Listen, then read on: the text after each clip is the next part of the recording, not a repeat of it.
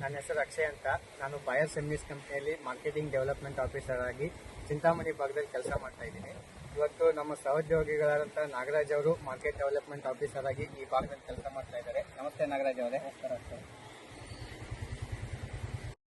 ಅಕ್ಷಯ್ ಅವರೇ, ಜೀವನದಲ್ಲಿ ನಾವು ಜೊತೆಗೆ ತಿರುಗಾಡ್ತಾವಲ್ಲ, ಕ್ಯಾಬೇಜ್ ಬೆಳೆಗಳು ಎಲ್ಲ ನೋಡ್ತಾ ಇದ್ದಾರೆ. ನಾವು ಈ ಕ್ಯಾಬೇಜ್ ಬೆಳೆಯಲ್ಲಿ ಜಾಸ್ತಿ ಇತ್ತೀಚಿನ ದಿನಗಳಲ್ಲಿ ಜಾಸ್ತಿ ಏನು ಪ್ರಾಬ್ಲಮ್ ಬರ್ತಾ ಇದೆ ಅಂದ್ರೆ, ಈ ಕೊಳೆ ರೋಗದ ಬಗ್ಗೆ ರೈತರೆಲ್ಲ ನೊಂದು ಕ್ಯಾಬೇಜ್ ಬೆಳೆ ಎಲ್ಲ ಸಂಪೂರ್ಣ ಪೂರ್ತಿ ಹಾಳು ಮಾಡ್ಕೊಂಡ್ಬಿಟ್ಟಿದ್ದಾರೆ. ಈಗ ನಾವೇನು ತಿಳಿಸ್ಕೊಡ್ಬೇಕಪ್ಪ ಅಂದ್ರೆ ರೈತರಿಗೆ, ಈ ಕೊಳೆ ರೋಗನ ಹೇಗೆ ನಿಯಂತ್ರಣ ಮಾಡಬೇಕು ಅನ್ನೋದು ನೀವು ತಿಳಿಸ್ಕೊಡ್ಬೇಕು. ನಾಗರಾಜ್ ಅವರೇ, ಈ ಕೊಲೆ ರೋಗ ಅನ್ನೋದು ಅದೊಂದು ದೊಡ್ಡ, ಅದರಲ್ಲಿ ನಾನಾ ಪ್ರಕಾರಗಳಿದಾವೆ. ಈ ನಮ್ಮ ಸುತ್ತಮುತ್ತ ಭಾಗದಲ್ಲಿ ಬರ್ತಾ ಇರೋದೇನಂದ್ರೆ ಬ್ಯಾಕ್ಟೀರಿಯಲ್ ಸಾಫ್ಟ್ ರಾಟ್. ಇದೊಂದು ದೊಡ್ಡ ಸಮಸ್ಯೆ ಕಾಡ್ತಾ ಇದೆ ನಮ್ಮ ಸುತ್ತಮುತ್ತ ರೈತರಿಗೆ. ಇದನ್ನ ಹೇಗೆ ನಿಯಂತ್ರಣ ಮಾಡ್ಬೇಕನ್ನೋದನ್ನ ನಾನು ನಿಮಗೆ ಸವಿವರವಾಗಿ ಹೇಳ್ಕೊಡ್ತೀನಿ. ಹೇಳ್ಕೊಡಿ ಅಕ್ಷಯ್ ಅವರೇ.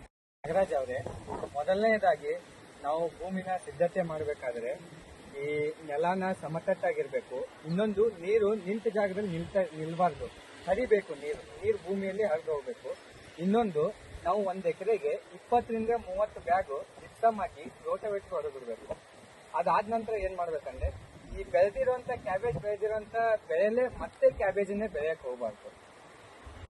ಅಕ್ಷಯ್ ಅವರೇ, ಈ ರೋಗ ತಡೆಯೋದ್ರಲ್ಲಿ ತಳಿ ಆಯ್ಕೆ ಎಷ್ಟು ಮುಖ್ಯ?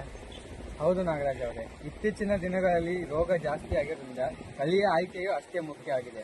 ನಾನು ಸುಮಾರು ಈಗ ಫೀಲ್ಡ್ ಎಲ್ಲ ನೋಡ್ತಾ ಇರೋದ್ರಿಂದ ಈ ರೋಗ ತಡೆಯೋ ತಳಿ ಇತ್ತೀಚೆಗೆ ಗಮನಿಸೋದಂದ್ರೆ ಓಂ ಪಲಾಸ್. ಯಾಕಂದ್ರೆ ಎಲೆ ಮಂದ ಐತೆ, ಗಟ್ಟಿ ಐತೆ, ಯಾವುದೇ ರೋಗ ಇದ್ರೂ ತಡೆಯೋ ಶಕ್ತಿ ಚೆನ್ನಾಗಿದೆ. ಈ ರೈತನಿಗೆ ಉತ್ತಮವಾದ ಲಾಭ ಮಾಡಿಕೊಡ್ತಾ ಇದೆ. ಅಕ್ಷಯ್ ಅವರೇ, ನೀವು ಹೇಳಿದ ಕ್ರಮಗಳನ್ನು ಎಲ್ಲ ಕೈಗೊಂಡ ಮೇಲೆ ರೈತರು ಮತ್ತು ಈ ಪ್ರಾಬ್ಲಮ್ ಜಾಸ್ತಿ ಆದ್ರೆ ಏನ್ ಕ್ರಮ ಕೈಗೊಳ್ಳಬೇಕು ರೈತರು?